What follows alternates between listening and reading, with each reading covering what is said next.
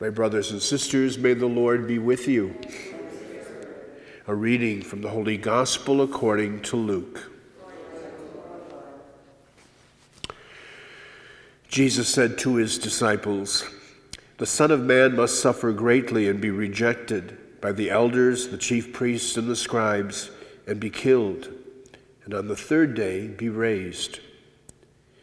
Then he said to all, "If anyone wishes to come after me, he must deny himself and take up his cross daily and follow me. For whoever wishes to save his life will lose it, but whoever loses his life for my sake will save it. What profit is there for one to gain the whole world, yet lose or forfeit himself?" The Gospel of the Lord.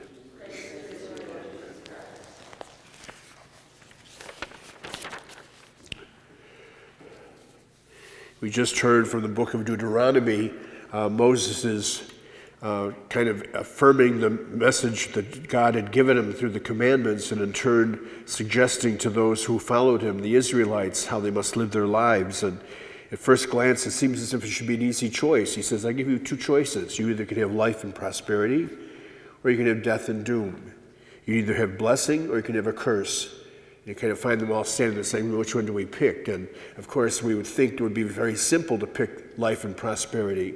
And yet, as we look at the history of Israel, over and over again, they put that aside in order to go their own route, in order to take what they wanted and allow their agendas to be operative and not God's. And so it was this lifelong battle for them as a people. And if we think about it in honesty, sometimes it's a lifelong battle for us. We all know, much as Paul had suggested in his own writings, that we know what we should do, but we don't always do it. We know what we should not do, but we sometimes do it. And it is this kind of battle between the flesh and the spirit, between that which is of God and that which is of the man, that we constantly have to confront in the course of our own spiritual journeys. We know, for example, from all that we've heard, that smoking is bad, but yet many of us, because we smoke. We know that probably we shouldn't have too many hot fudge sundaes, but yet we sometimes come down to the point of still eating those hot fudge sundaes. We always go in the wrong direction sometime. And the season of Lent, of course, for us is an opportunity once again to hopefully shift gears, resensitize ourselves to what the best route should be, and hopefully in the process, by the things that we do as the disciplines of this season, make sort of a habit of that which is better for us as opposed to that which is not. Jesus, of course, speaks the same thing in the gospel today from a different perspective. He says that in order to have your life, you have to lose it.